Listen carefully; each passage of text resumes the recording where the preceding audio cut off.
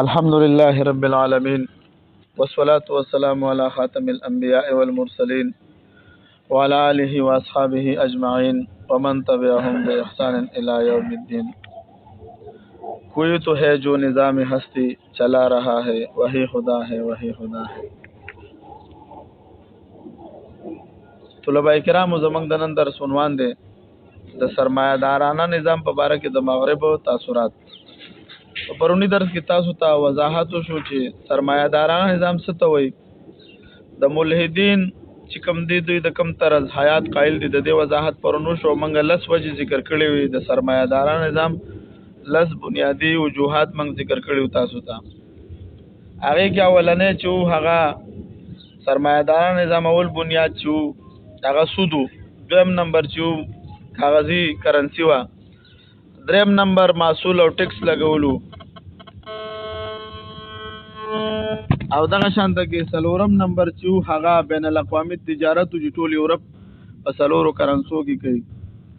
پنځم بنیاد چې وا کارپوریشنو، شپږم بنیاد چې هغه بیمه پالیسی نه بیمه کمپنی نه وي، او دغه شانته کې وم نمبر چې هغه سٹاک مارکیټ وو، اتم نمبر چې وا نچکاری وا، نهم نمبر چې وا قومي قرضه وا، او لسم نمبر چې وا قومي بچت وو. نو د سرمایه‌دارانه نظام په اړه کې د مغرب تاثیرات څه دي وضاحت به موږ کوو. جدید انسان وای کله چې موږ مذهب ترک کړو کنه او د اجتماعي ژوند بنیاد وای موږ په ساينس باندې قائم کو. وای ساينس چې ده دا وای د مذهب په شانته کې پابندیان نه لري او نه پکې ظلم او جبر شته. او دوی ته د مذهب اصول ظلم او جبر ښکاری، خدا خبره د دوی غلطه ده. موږ ورته وایو چې تاسو چې څومره علوم دي، ساينس دی که څومره علوم دي، او تاسو چې دا څومره نظریات دي، که هغه سوشل ساينس دی یا دغه شانته کې ریاستي امور دي، څومره چې دي دوی خپل اثرات لري. که هغه معاشیات دي چې څونه تاسو پر مثال دا نظریه دي، نو دا نظریه چې دا هم یو بنیاد لري. لکه دوی ته چې دا د پوسټ ماډرنیزم دا نظریه وای، د پوسټ ماډرنیزم دا نظریه چې دوی ته وای چې لکه تاسو چې کوم ماډرنیزم فلسفه د خدا سره بنیاد لري کنه، څنګه چې تاسو سب نظریات لري داسې هغوی هم څه نظریات لري، څنګه چې مذهب نظریات لري خو داسې تاسو هم دا نظریات لري. نو د دوی دا خبره په خپل ځای کې صحیح نه ده. بولی صاحب تاسو دا عبارت وی به دا جدید انسان وای چې موږ کله مذهب ترک کړو، جدید انسان وای چې موږ مذهب ترک کړو او د اجتماعي ژوند بنیاد موږ ساينس باندې قائم کړو چې نه د مذهب په شانته کې پابندي لري او نه پکې ظلم او جبر شته. نو د دوی دا دعوا بغیر د دلیل دا ځکه اجتماعي ژوند چې په کوم سوشل ساينس باندې قائم شوی دی، نو د هغه علوم د خپل عمل د رویه په بنیاد ده. د بنیاد د مذهب نه مختلف نه دي. چې څونه دوی چې په څونه علوم باندې ګوره د خپل بنیاد قائم کړي دی، هغه د مذهب نه مختلف نه دي. هغه هم څه اصول لري کنه، دا څونه فلسفي چې موږ بیان کړل هغه څه اصول لري کنه. دغه شانته کې مذهب هم څه اصول لري کنه. موږ دا خو د مذهب نه خلاف دی، موږ چې مذهب پرې وسونو بس موږ ترقی وکړه نه. د ترقی بنیاد الحمدلله اسلام دی چې موږ ټول دنیا ته لار خودلې د ورنای خودلې امر سم زما. او د سماجی ساينس کې او سوشل ساينس په موجوده معاشره باندې او پر ریاستي امور باندې ډیر اثرات قائم کړي. د دوی چې ګوره څومره دغه دي کنه، موږ چې ورته وایو تاسو سوشل ساينس سماجی ساينس دا څومره چې تاسو دي دوی په معاشره باندې څه شکل دي اثرات قائم کړي دي. نو معاشيات دي د کوم چې ټول نظریات د سکول اف تاټ ورته ویل کېږي دا د مذهب په شان ته کې دي، یعنی د دې نظریات د مذهب په شان د انسان په ژوند باندې اثر کوي. مثال لکه د لیبرال حکومت نظریه معاشيات څه چیز دي. نو د دوی وایي چې انسان چې د لیبرال حکومت نظریه څه شي ده، د لیبرال حکومت معاشي نظریه څه شي ده. مولوی صاحبانو مطلب دوی وایي انسان یو قائم بذات خودغرضه هستی ده چې کم د خپل ازادۍ کې څه کوي اضافه واله کوي. او دویم دا چې د انسانیت بنیاد موږ ورته وایو تاسو لکه د انسان بنیادی مسائل څه غني. دوی وایي د انسان بنیادی مسله دا ده چې څومره کې دې شي د خپل خواهشات پوره کړي. نو د دوی د پوره کولو لپاره دوی څه کوي، دوی په ویه راشه چې د انسان خواهشات په څه کې پوره کیږي راوړوي صفه څه کیږي. د دې د حل د پاره دا چې انسان د مارکیټ نه فائدہ اوچته کړي، څوکي د مارکیټ نه فائدہ اوچته کړي او په دې کې خپل مرزي سره فیصله وکړي او په خپل سرمایه کې اضافه والے وکړي. د ریاست پالیسی ده چې ټوله معاشره د مارکیټ په دې اصول باندې مجبوره کوي.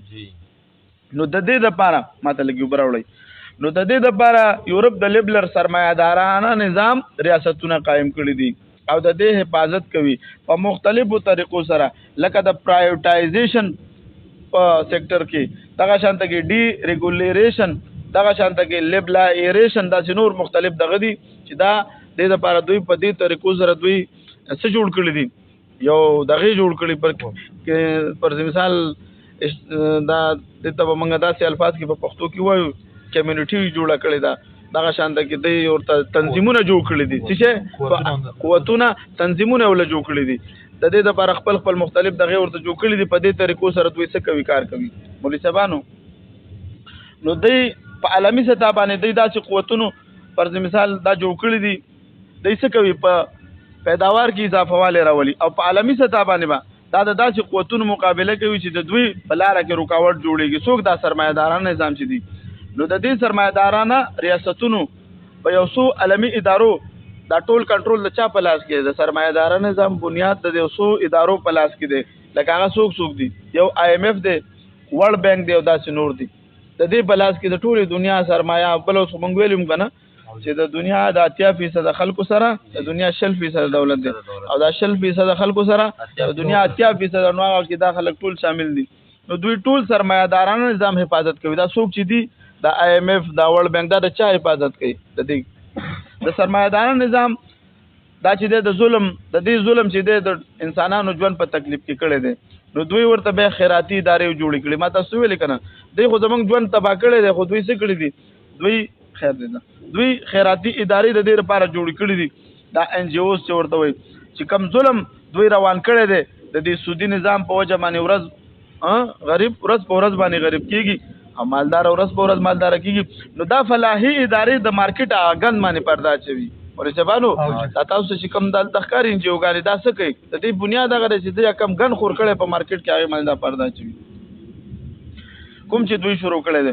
نو په دې معاشره کې خلکو ته دوی څه کوي دوکه ور کوي چې موږ تاسو سونه خیر خوایو او دوی ټول کار د یورپ د نظام لپاره کوي ورسبانو دا انجوګانی دا چا لپاره کار کوي د سرمایه‌دارانو نظام سره په جرمونو کې اضافه شوی ده ځکه هر یو انسان د خپل خواهشاتو د پوره کولو کوشش کوي او دا ځکه چې سرمایه‌دارانه نظام د انسان د خاندان نظام ختم کو سرمایه‌دار نظام د انسان خاندانی نظام ختم کړی دی. یورپ کې خاندانی نظام اوس نشته البته چې خاندانی نظام د صرف د مسلمانانو په معاشره کې دی انسان ځان تکړو نو د یورپ په معاشره کې د خاندان تصور اوس نشته نو دوی د انسان په تربیت کې کمی وکړو ځکه چې انسان په خاندانی معاشره کې ژوند کوي نو البته بیا جرم کولو موقع نه ملويږي او دا خبره حقیقت هم د تاسو زموږ بره قبایل او علاقو ته لاړ شي البته جرمونه ډیر کم کیږي وجه څه ده اصول سخت دي خاندانی نظام موجود دی. بیا چې تاسو دلته خار ته راکته شي نو بیا تاسو ته پته لګي چې د مختلف خاندانونو خلک راغلي وي خو بیا هغه شانته کې نوي جرمونه هم زیات وي. نو څومره چې یو انسان په خاندان کې اوسېږي او په خپل معاشره کې ژوند تېرېدل د جرمونو موقع هم کمه ملاويږي. نو د سرمایه‌دارانو ملکونو کې اکثر جرمونه په دې ملکونو کې په یورپ کې امریکا کې تاسو سرچ کې ورکړئ چې دا تحقیق پیش کیږي دا ټوله دنیا باره کې پیش کیږي. لکه اول چې زوړ پاکستان چې په 130 نمبر باندې په دا کې په کرپشن کې اوس نه پاکستان دا او مدینی ریاست قائم شو 146 نمبر ته لاړو 14 درجه نورم کرپشن زیات شو اسلامی ریاست دی او مدینی په ماډل سره جوړ شوی دی.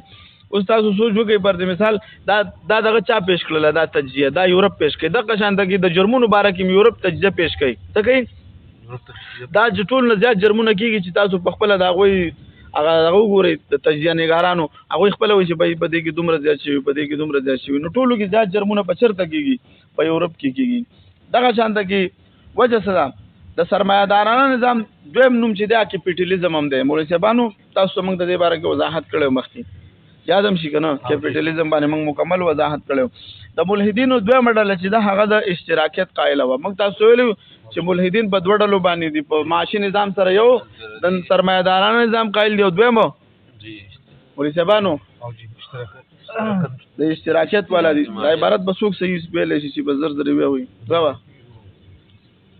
دا لګوري ورته کنه د ملحدینو دویمه ډله اشتراکیت د دې فلسفي دوه درجې دي سوشلیزم او کمونیزم په دې کې دومره فرق نشته دی دا یو د بل په ځای باندې استعمالیږي. وې عمر اول اصل سره اجتماعي ملکیت د دې مطلب دا ده چې وسایل او پیداوار به پیداوار قومي ملکیت وي او د حکومت د منصوبه بندي په خوخه به استعمالیږي. د ذاتي استعمال نه علاوه به ټول وسایل د حکومت وي. پولیسبانو د دوی ادارې چې د دې پولیس تاسو لګي عبارت وي څه صبر وکړه او کنه کس وي چې موږ خلک ویږو د ټول معاشي مسایل نظام او فیصله به د حکومت په منصوبه باندې قائم وي. حکومت د فیصله کوي چې کوم مسایل به کوم ځای کې استعمالول شي. حکومت سره به د هر څه اختیار. پولیسبانو دا د اشتراکیت چې دي کنه د موږ د څلور دغه را جمع کړی دي. اول دا چې وسایل څونه وسایل چې کیږي ګوره دا څونه کارخانه چې په ملک کې دي کې چې څونه پیداوار کیږي دا به د حکومت دي. چا به د حکومت دا به د حکومت دي کې به د چا کار نه. دغه شانت کې چې څونه پیداوار کیږي په پټو کې په چګنی او هر یو اجناس پیدا کیږي دا به د حکومت وي. انسان به په قدر د ضرورت په للی مخکې موږ د دې تعریفونو وضاحت کړو. د سره د اشتراکي نظام بنیاد دار چې ته کار کې ستا پر مثال په یو روټي باندې کار کیږي په 10 روپو د کار کیږي تعالی بخپل خرچه ملاويږي ته به خپل ډیپټي کې دا بخپل ډیپټي کې نور چې څونه پیداوار کیږي دا به د حکومت به استعمالي. د ټول معاشي مسایل او نظام او فیصله به تاسو کوي د حکومت په منصوبه بندي باندې بکیږي. دا موږ چې کوم دویم ذکر کړو حکومت به فیصله کوي چې کوم وسایل په کم ځکه منغو لګو.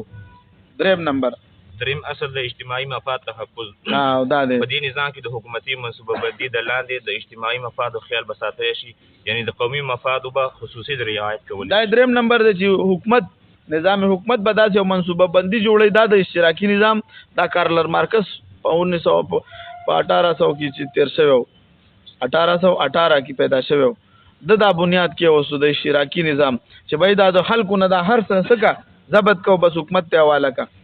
څلورم اصل آمدن تقسیم په منصفانه انداز سره کولی شي.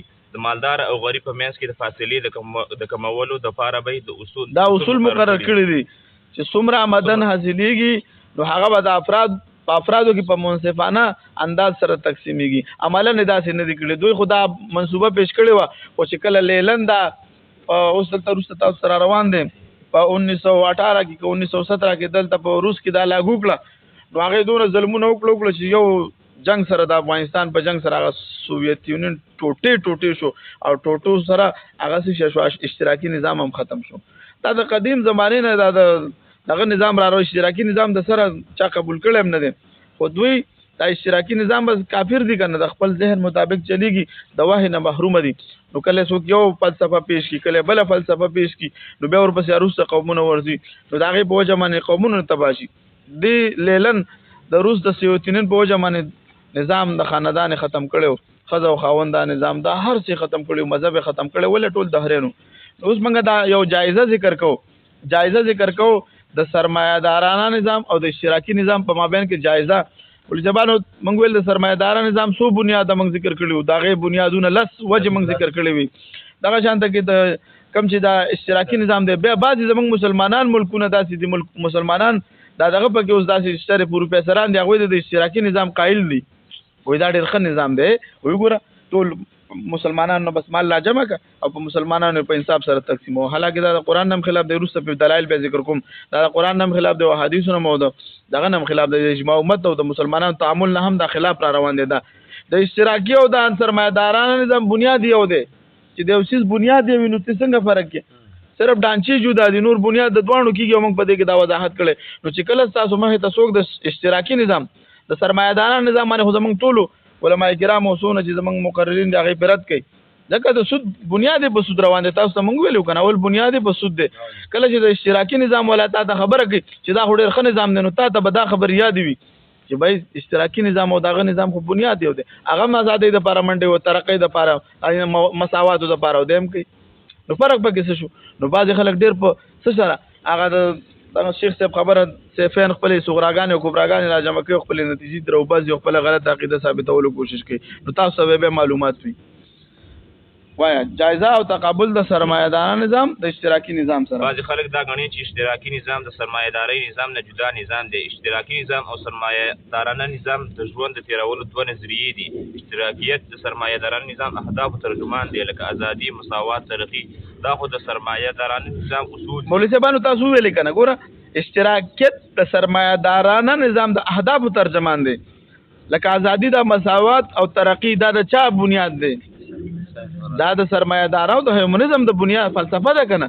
نو دا غي د لپاره خدا لګي د اهداف د دغه ترجمه کوي او اشتراکیت هم دا کوي. زمولي سم او اشتراکیت هم دا بیان کوي لکه بعضې د اشتراکیت خوښون کی دا خبره کوي چې دا دواړه نظامونه جدا دي. دوی ډېر په مهارت سره دوکه ورکوي.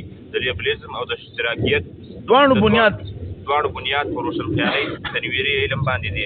دواړه انسان قایم په ذات ګڼي. مولوي صاحبانو دواړه نظریې چې دي پوهېږئ پې لږ لږ خو به پې پوهېږئ که نه سر کې وبستنه څه خبرې خو به ذهن ته راځي. دا مې اوس خبرې شته دا چې کوم دغه دي د دواړو که سرمایه‌دارانه نظام دی او که اشتراکي نظام دی د دې څه شی دي د دې دواړو بنیاد څه شی دی؟ هغه انسان قایم په ذات ګڼي او هغه وایي چې دا انسان خود مختاره دی کومه بالاتره هستي په ده باندې نشته چې ځنه د خیر او د شر تپوس وکړي. د دواړو مقصد یو دی د انسان ازادي، مساوات او ترقي. کارلر مارکس وایي اشتراکیت خو د لیبرل حکومت یا د مارکیټ د سرمایه‌دارۍ نه پیدا شوی دی. دا اشتراکیت خو د نه پیدا مارکیټ نه پیدا شوی چې مارکیټ نه وي د سرمایه‌دارۍ به کوم ځای پیدا شوی اشتراکیت. که څوک د اشتراکي نظام والا نه سوال وکړي چې تاسو چې کوم ریاست قایموئ، موږ تاسو یو که نه د اشتراکیت والا خوښونکو نه موږ سوال کوو تاسو چې کوم ریاست قایموئ نو تاسو به مولوي صاحبانو کتاب کې ځای معلوم دی تاسو به کوم څیزونه هم کوئ؟ موږ وایو که نه نو دوی وایي ازادي، مساوات او ترقي. همدا وجه چې په کومو ملکونو کې اشتراکي نظام دی مثلا روس دی، چین دی، کیوبا وغیره ملکونه دي او اوس دا ختم شوي هم دي او په ختمېدو کې دي. په کومو ملکونو کې چې بیا سرمایه‌دارانه نظام دی مطلب امریکا شو، یورپ شو، دغه شانته کې نور ملکونه دي په دې کې سرمایه‌دارانه نظام دی. لکه هلته څه شی دي نو په کې حرص، حسد، نفس پرستی، د خدای او د آخرت نه بیزاره خلک ژوند کوي. همدا وجه ده چې اشتراکیت ته ریاستي کیپیټالیزم وایي. څه شی؟ اشتراکیت ته ریاستي کیپیټالیزم وایي او لیبرالېزم مارکیټ ته کیپیټالیزم. او دغه شانته کې د دې دواړو بنیاد چې دی هغه یو د چا ده؟ هیومنزم فلسفه ده. مولوي صاحبانو دا خو موږ وضاحت وکړو چې دا یو خوا سرمایه‌دارانه نظام دی، بل خوا اسلامي، بل خوا اشتراکي نظام دی. اسلام دې باره کې څه وایي؟ نو اسلام چې دی د اموالو د انسان د نجي د اموالو تایید کړی دی او ثابت دي. لکه نبی علیه السلام د زمانې نه واخله تر اوسه پورې په دې تعامل هم را روان دی. الله رب العزت په قرآن کریم کې هم موږ ته ذکر کړی دي لکه سورۃ بقره کې آیت نمبر 3 کې چې الله رب العزت فرمایي اعوذ بالله من الشیطان الرجیم الذين يؤمنون بالغیب ويقيمون الصلاة ومما رزقناهم ينفقون. چې موږ څه دله مؤمنان څوک دي چې په غیب باندې څوک ایمان راوړي ويقيمون الصلاة او دوی قائم وکي ومما رزقناهم څه چې موږ دوی لور کړی دي د دې نه څه کوي خرچه کوي. نو چا سره چې سوي او اشتراکیت والا سره سوي اخو دونه د حکومت نه لږ څومره خپل خوري. دغه شانته کې په دغه کې سورۃ معارج کې آیت نمبر 24 کې الله رب العزت فرمایي اعوذ بالله من الشیطان الرجیم والذین فی اموالهم حق معلوم للسائل. دلته الله رب العزت صریح وضاحت کړی دی چې هر سړي تاسو په مالونو کې د غریبانو څه شی دی؟ حق دی. لکه د آیاتونو د زکات په دې باندې وضاحت کوي. دغه شانته کې سورۃ بقره آیت نمبر 208 کې الله رب العزت فرمایي اعوذ بالله من الشیطان الرجیم مثل الذين ينفقون اموالهم في سبيل الله مثل الذين ينفقون اموالهم في سبيل الله كمثل حبة انبتت 7 سنابل في كل سنبلة 100 حبة. ګوره چې کم خلک چې الله رب العزت ورته مال حال ورکړي دی دوی خرچ کوي نو الله رب العزت ورته د یوې دانې په بدله کې څه ورکوي؟ 100 دانې ورکوي. والله یضاعف لمن یشاء. الله رب العزت وی دې نه هم زیات ورکوم. نو اسلام چې دی د نجی ملکیت قائم دی خو دې سره سره شرایط لګولې دي. هغه شرایط دا دي چې غریب سړی له بس کېږي د دې غریبانو حق دی د دې مالدارو په ځان کې دې ته به زکات په ذریعہ عشر په ذریعہ او دغه شانته کې نفلی صدقاتو په ذریعہ او دې باره کې زمونږ ګڼ احادیث موجود دي. نو یو خو اشتراکي نظام دی دا هم د نقصان والا دی، سرمایه‌دارانه نظام دی دا هم د نقصان والا دی. کم چې اسلامي نظام دی نو الحمدلله دا د عدل او د انصاف نظام دی. مولوي صاحبانو سره په سنا خلاص شو. اوس موږ وایو چې دا کمونیزم څه ته وایي د دې وضاحت دی. زه مولوي صاحب مخکې وایم کمونیزم څه ته وایي یعنی کمونستان څوک دی؟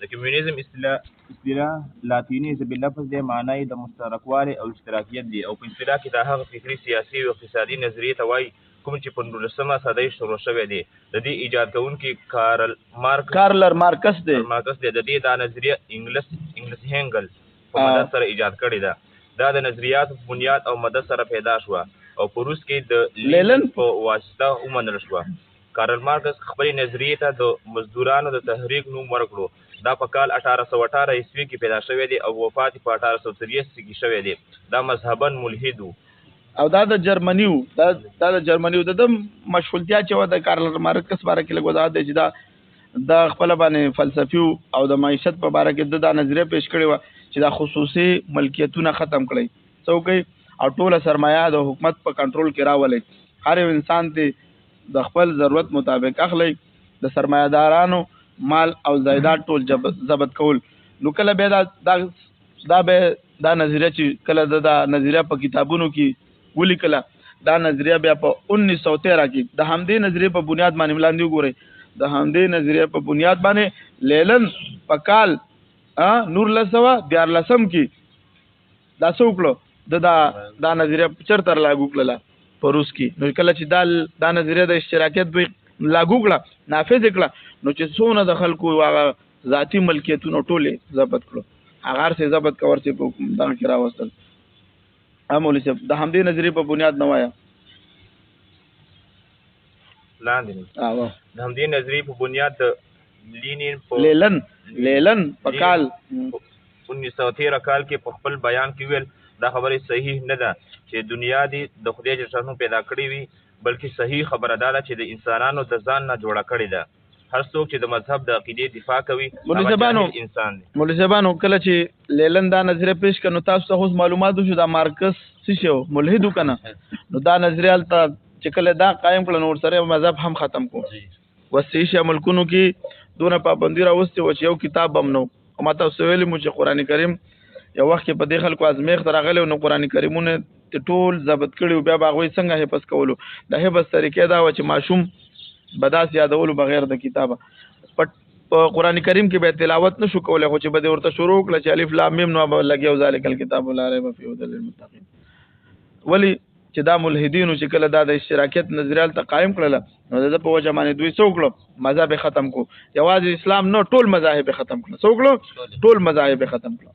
زمولي سم هم د دې وجه نه په روس او چین کې کمیونیزم انقلابات پیدا شول د سرمایه‌دارانو نه وروسته دویم گزارې په مذهب او دیني مذاهب باندې وکړو دوی وسطي ایشیا ملکونو مشرقي ترکستان عربي ترکستان ټول مسجدونه او په روس کې ټول کلیساګانې بند کړې او کتابونه یې وسوځول د دین په جرم یې په لکونو مسلمانان شهیدان کړل ستالین په روس کې د ظلم وکړو او ماو چې د چین یو غټ دغه تیر شوی په چین کې د دې نظریه د پاره په لکونو خلک څکړه چا به دا نظریه نه منله د اشتراکیت بذاب قتل کولو کمیونیزم اصل مقصد دا دی چې اقتصادي ګټه چې په کوم کار کې وي هغه کوي دوی د دارون د نظریه هم قایل دي چې انسان په اصل کې د بیزو او د شادون وروسته تر انسان جوړ شو کمیونیزم اسپارټي مارکس د پیغمبر په نظر سره دا کمیونیزم چې دی کنه کارل مارکس د پیغمبر په نظر سره ګوري لکه څنګه چې روسیان دي دوی اوس لیلن ته د پیغمبر په نظر سره ګوري خو د دې بنیاد ورته دې سړي خو دوی به په څو ډلو کې اوس تقسیم شوي دي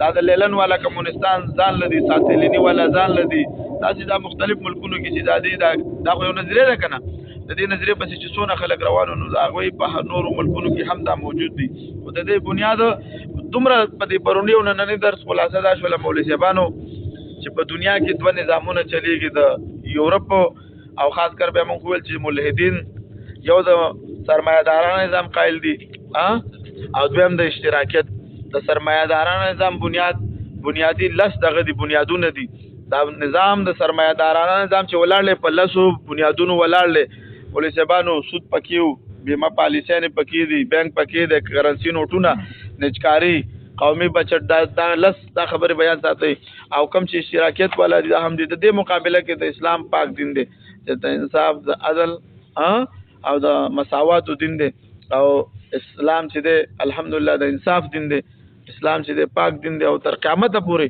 چې سامره مسائل لذي هغه اسلام حل کړی د انسانانو ته انسان ته ازادي هم ورکړی ده یو وخت کې داسې ازادي او داسې ترقی من کړی و چې د یورپ هغه وخت کې په تیارو کې پراته د 15مې صدۍ پورې د اندلس مسلمانانو په هغه وخت کې څه کول هغه وخت کې به زمونږ مسلمانانو ایجادات کول ساينسي ایجادات یورپ ته زمونږ د طرف نه منتقل شوي دي اوس د څه ترقي وکړله او هغه هم زمونږ د علومو په بنیاد باندې وکړله زمونږ د دین په اصولو باندې هغوی عمل کوي نو انشاءالله سبا به موږ د نظریه د ارتقا د ډارون به وایو چې دا څوک او دا څه نظریه لري د دې باره کې هم تاسو ته معلومات وشي نو به دا یو څو درسونه دي بیا خو بس هم ستاسو چوټي کېږي واخر دعوانا الحمدلله رب العالمین بس دی که نه مولوي صاحبانو